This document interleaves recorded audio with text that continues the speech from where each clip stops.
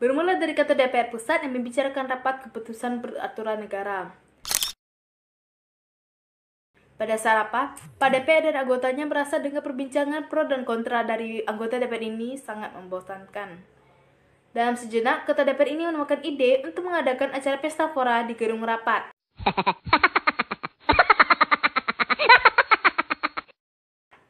Acara ini pun dimeriahkan oleh Pak DPR.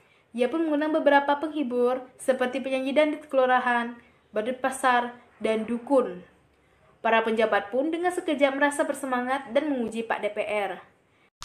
Dengan tidak penuh ragu-ragu, ia pun menyuap beberapa penjaga dan pegawai DPR agar mereka dapat menutup mulut. Ketua DPR ini tanpa rasa khawatir dengan pengawasan presiden. Langit sore pun mulai tiba. Salah satu anggota DPR ini bernama Pak Jaiman. Pak Jaiman merasa kesal akan ulah ketua dan anggota DPR yang terlalu bertele-tele dan tidak peduli dengan apa yang terjadi nanti. Dengan hati yang kesal, Pak Jaiman pun mulai menanyakan kepada ketua DPR. Pak DPR yang terhormat, apakah Bapak tidak merasa takut dengan pengawasan presiden? Nanti mereka menghampiri kita loh, ungkap Pak Jaiman. Dengan sikap Pak DPR yang terlalu santai, sambil bergoyang, ia pun menjawab, santai Pak Jaiman, Bapak tidak perlu khawatir. Kunci sudah di pangku saya, semua sudah disogok oleh saya.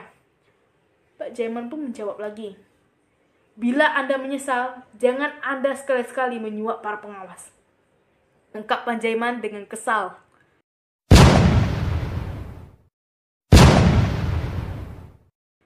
Pak Jaiman pun secara diam-diam pergi dari gedung DPR dan melaporkan ketua DPR beserta anggotanya kepada pengawas.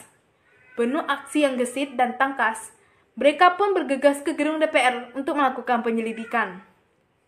Ketua dan anggota DPR ini semakin terbawa suasana meriah di sidang DPR ini.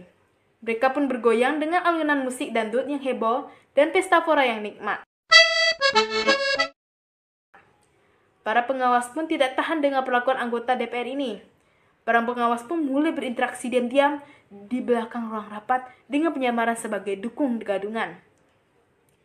Permulaan acara dukun ini pun dimulai. Anggota DPR ini semakin terpengaruh.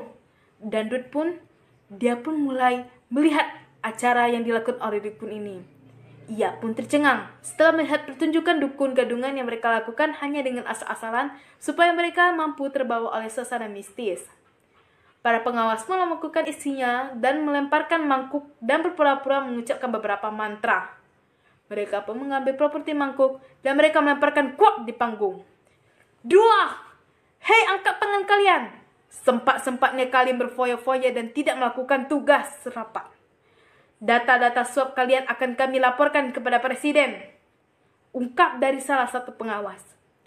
Ketua DPR pun dengan perasaan risau dan takut ini pun menjawab, ampun, tolong jangan beritahu kami kepada Pak Presiden. Saya akan memberikan kalian apapun yang kalian minta, ucapnya. Baiklah, saya mau kalian ikut saya ke penjara dan diadili di pengadilan nanti. Dasar tukang suap. Hahaha. Ungkap pengawas sambil tertawa terbahak-bahak. Keadaan pun ramai, dipenuhi oleh wartawan dan warga. Panggung yang hancur beserta sisa makanan yang berantakan pun semakin memperkuat bukti dari ketidaksenonoh perbuatan mereka. Akhirnya, ketua dan anggota DPR ini dibawa ke pengadilan atas tuntutan hukuman yang adil dan tuntutan hukum selama 4 tahun.